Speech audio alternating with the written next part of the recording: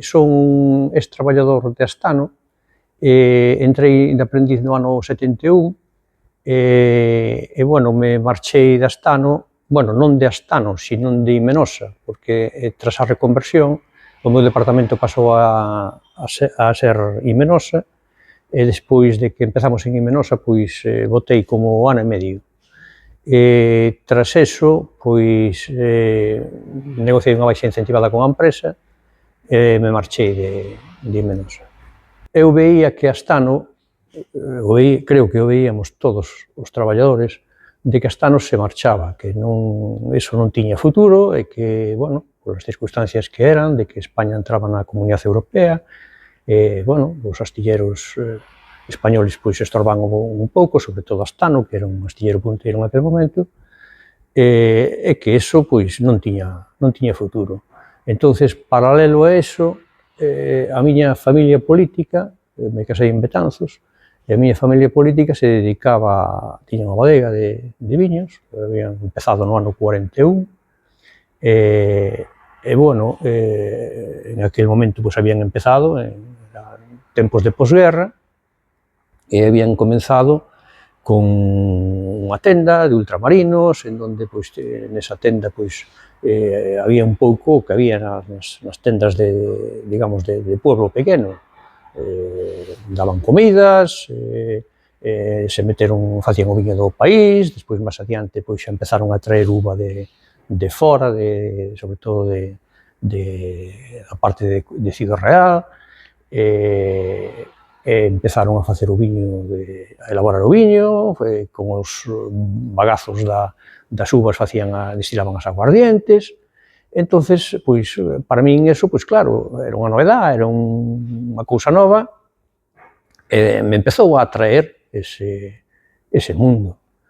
E, bueno, vin que era unha salida ao que eu tiña. Se Astano, pois, fracasaba, como de feito, pois, tendía a fracasar, pois, meterme en ese mundillo. Empecé a colaborar, así, momentos puntuales con eles e tal, me empezou a atraer o tema, porque era, pois, estar en contacto con a xente, tiñas unha libertad que non eran ir as 8 horas ao astillero, onde estabas ali, digamos, como medio preso, e, bueno, pois me empezou a atraer ese tal. Entonces, a miña profesión, pois, tendeu hacia aí. Montamos aquí a bodega xa no ano 81, o sea, xa 7 ou 8 anos antes de marcharme, eu marchei de Imenosa no 88, entón compaginaba un pouco as dúas cousas. A partir de que me vou de Astano, pois, bueno, a bodega xa lle empezou a dar outra historia, xa meu sogro se jubila, xa, digamos que tomamos nós un pouco a rienda xa do tema, e, bueno, a miña idea xa é dedicarme a facer unha cousa só. O sea, non é viable para un negocio, sobre todo para un negocio pequeno, ter viñas, non era viable traer a uva e elaborar o viño, destilar aguardiente, o sea, non era viable todo eso. O sea, entendo que os negocios pequenos nos temos que especializar en unha cousa. A nosa especialización, eu a vin desde un principio, que o máis viable era comercializar e vender.